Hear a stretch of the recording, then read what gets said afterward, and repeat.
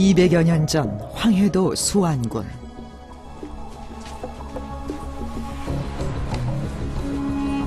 이놈인가야? 충격적인 살인사건이 발생했다. 같은 마을에 사는 한 여인이 이웃 남자를 살해한 사건이었다. 살해 방법은 잔혹했다. 몇 번에 걸쳐 다듬이 방망이로 내리친 다음 남자의 목을 2차례 깊숙이 찔렀다.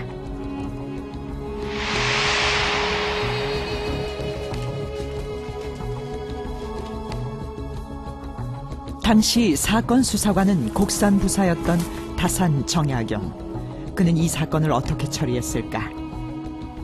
그리고 실학자 정약용은 조선의 범죄와 형벌을 어떻게 바라봤을까? 탁월했던 수사관 정약용을 만난다.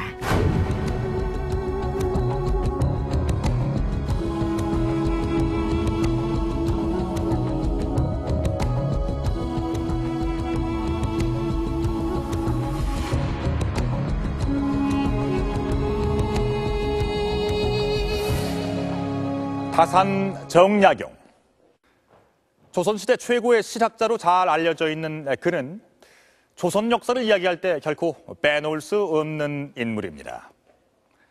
수원성 건설에 큰 공을 세웠고 특히 그의 목민심서, 경세유표 같은 수많은 저작들은 우리의 정신문화사를 한 단계 높여놓은 명저들로 평가를 받고 있습니다. 그런데 정약용의 저술 중에는 흠음신서라는 책이 있습니다. 흠음신서, 이 책은 정약용이 직접 수사했던 사건들을 포함해서 다양한 살인사건의 전말을 자세하게 기록해두고 있습니다.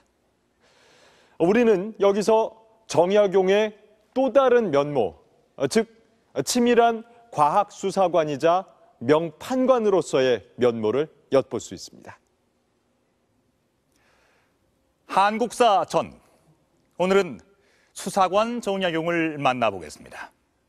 그는 얼마나 치밀하고 신중하게 수사를 했는지, 또 그는 판결을 통해서 무엇을 고민했는지 함께 만나보겠습니다.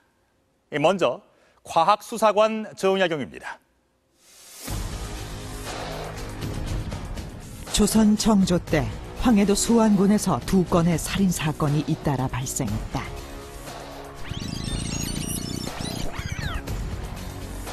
한 여인의 이웃 남자 살인사건 한 달 전, 또 다른 살인사건이 있었다. 살해된 2사람은 같은 창고지기로 서로 잘 아는 사이였다.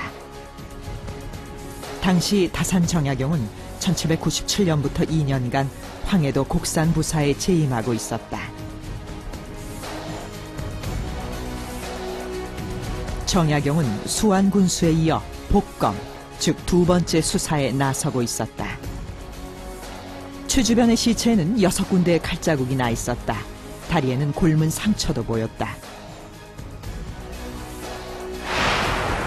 사건을 처음 수사했던 수안군수는 민성주가 최주변을 찔러 죽였다고 결론 내렸다.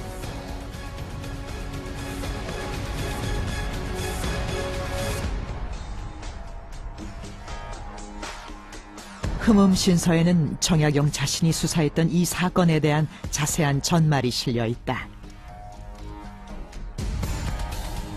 조선시대 살인사건은 어떻게 처리되었을까?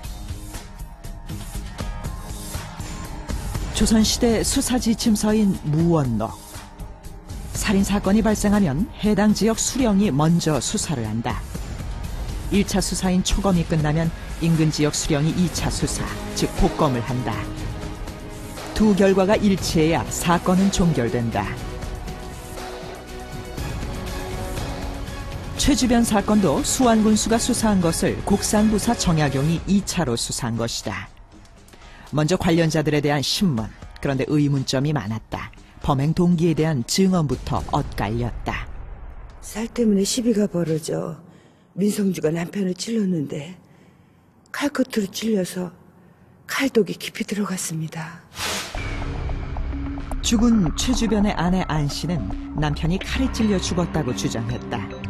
즉 민성주가 남편을 칼로 살해했다는 것이었다.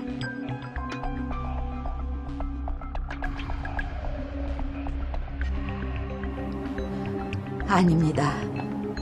바지를 벗기고 희롱을 하는 장난을 치다가 남편이 칼날을 옆으로 눕혀 때려서 살갗을 조금 다쳤습니다. 반면 최주변을 죽게 한 민성주의 아내는 죽이려고 한 게 아니고 단지 장난이었으며 칼로 찌른 게 아니라 조금 닿았을 뿐이라고 증언했다. 칼에 의한 살해가 아니라는 주장이었다.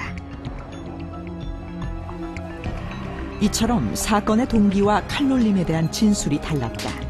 누구의 말이 진실일까? 사법제도 연혁 도보. 이 책에는 조선시대 수사와 형벌이 어떻게 진행되는지 그림으로 자세히 설명되어 있다. 증인 신문이 끝나면 다시 살인 현장과 시체에 대한 검사가 이어진다. 시체를 살펴보는 검시. 검시는 수령의 지휘하에 이루어졌다.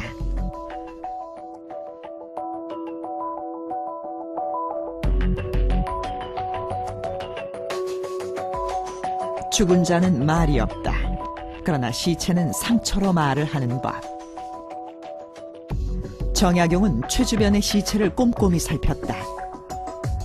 가장 눈길을 끄는 것은 복사뼈 옆의 상처, 칼에 의한 상처였다. 길이 약 4.3cm, 깊이 3cm였다. 정약용은 사건 기록을 다시 살폈다. 무원록에는 각 살인 유형별로 수사 방법이 자세히 제시되어 있다. 칼에 의한 죽음일 경우 먼저 상처를 면밀히 살펴보도록 되어 있다.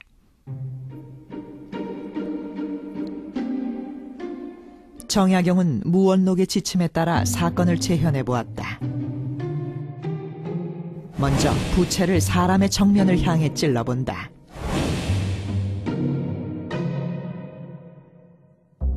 칼을 정면으로 찔렀을 경우 칼날은 피해자 최주변의 정강이에 닿는다. 이번에는 부채를 눕혀 옆으로 때려보았다. 가해자 민성주 아내의 주장에 따른 것이었다.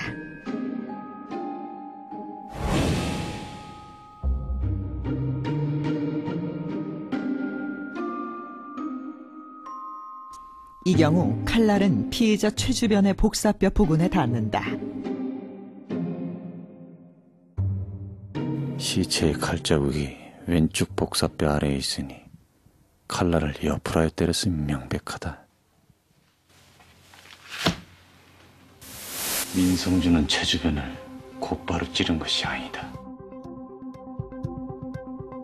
현대수사에서도 상처가 어디에 있는지, 상처의 길이와 깊이는 어떤지를 보고 범행 당시의 정황을 추정한다.